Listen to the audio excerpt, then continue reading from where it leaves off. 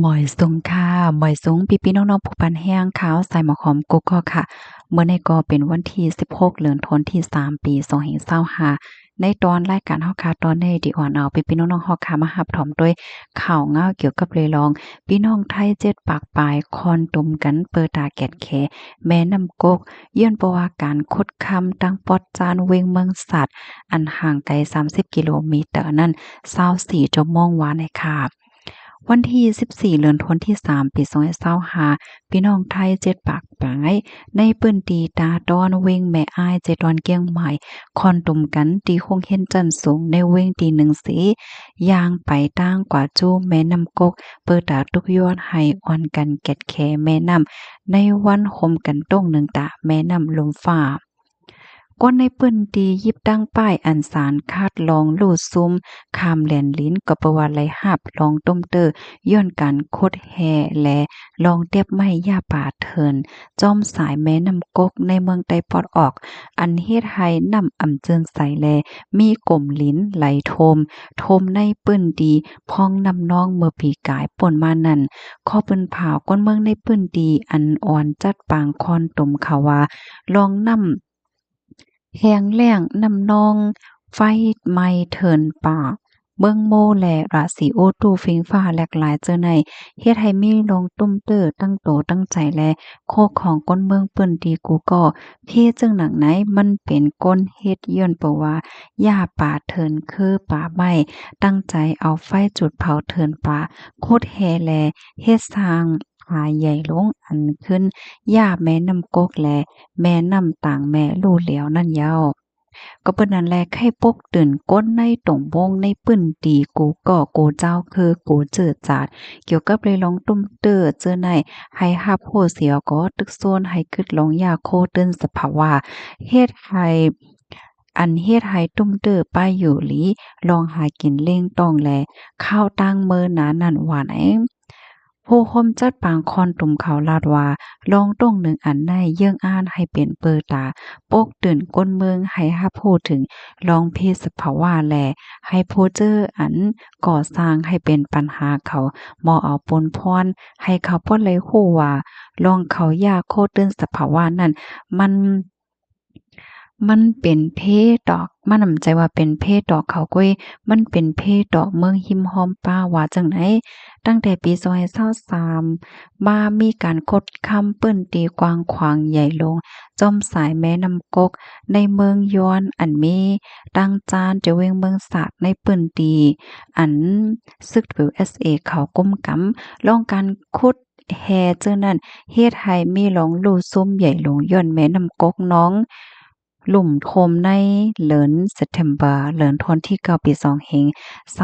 2524โทมดีวานเป้งคำวานอันมีในเมืองย้อนนั่นย่านนำแลโคยขี้ลิ้นทมใส่ตั้งวานจ้อมแหลนเลนตั้งฝั่งไทยดีตาต้อนแลต่างวานจ้อมสายแม่น้ำกกในเว้งเกียงใหม่เมืองไทยปอดของกอญาตุ้มตึงเฮาแห้งเตว่าเมื่อป่นมาหลายเหลินก่อการคดคำจอมแม่น้ำกกในเมืองย้อนนั้นสืบควาโคดเถียงแลเมื่อเหลียวก้นในปื้นที่เขาว่าตึกสืบโคดตั้งคืนตั้งวันข่าวตั้ง24ชั่วโมงว่าจังไหนอันโคดในเปิงลงมันได้เป็นคอมพานีแค4อันมีก้นเหตุการณ์ข่าว3ปากปลายกำนำเป็นแขเขาโคดเนอลอยแลจ้อมสายแม่น้ำกกในน้ำกอเขามีเฮอโคดจอมว่าไหนห้วยขี้ลิ้นการโคดป้าเจมก้องน้ำยาธาตุแคมิกาฮาวแห้งเหมือนเสียนายอันใจในการยายเอาคำออกนั่นไหลเข้าแม่น้ำกกกำสือลองในเฮ็ดให้มันคนเขานำคนโอนเสียวก็อ่ำจึนใสนะคะก็ในเปิ้นตีอ่ำฮัดเอานำใจเจอพันป่าในนำกอลดยอมลงติ๊กๆยาวว่าจังหนังไหน ข้อมูลอันใดค่ะเลยเปิงเอี่ยวมาที่เว็บไซต์ chanhumanrights.org เนี่ยค่ะอยู่ดีเก้างอสุดเลยก้นจึงได้ SXRF ค่ะเนาะเก็บหอมตอมแต้มต่างไว้ว่าหนังไหนสำหรับพี่น้องค่ะรับถอมยาวใครฮู้เที่ยงลายโหย้อยยำบันปอเนี่ยจึงกับสืบเลยดีจ่ายหอเสียงหมายโฟน6694 728 6696นะคะ ยิ่งแรงหารหมายโฟน1825 425 4099ยิ่งหอม6682 893 52ยานำค่ะ6682 893 2552ในก็เลยอยู่นะคะอันนี้ก็แต่เรียกว่าเป็นรองใหญ่ค่ะนะพี่น้องค่ะบางป้อบางไหลในเฮาค่ะยังฮู้ก่อนค่ะเนาะว่าเปิ้นตีติไหลมันมีคำไว้อยู่เฮ็ดจังเนี้ยอันนี้ก็เปิ้นขุดอยู่24ชั่วโมงเนี่ยค่ะมันป้องว่ามันก็มีไว้คำนำนั่นค่ะน่ะเนาะ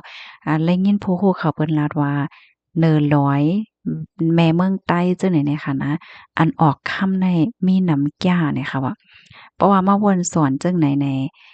เนาะเมืองใต้ในมันมีโคแหโคตึนสภาวะที่อันหลีแต่ยอก็มันมีโคตึนสภาวะอันมีกามีขันนำค่ะเนาะก้อยกะมังปอมังไหลในก้นในปื้นตีมันกำซื้อก็ไหลจามให้ไหนค่ะนะเพราะว่ามาด้วยในแค่ความใจค่ะเนาะผู้เขาว่าเมืองใต้ในสันเจ้าหนังว่า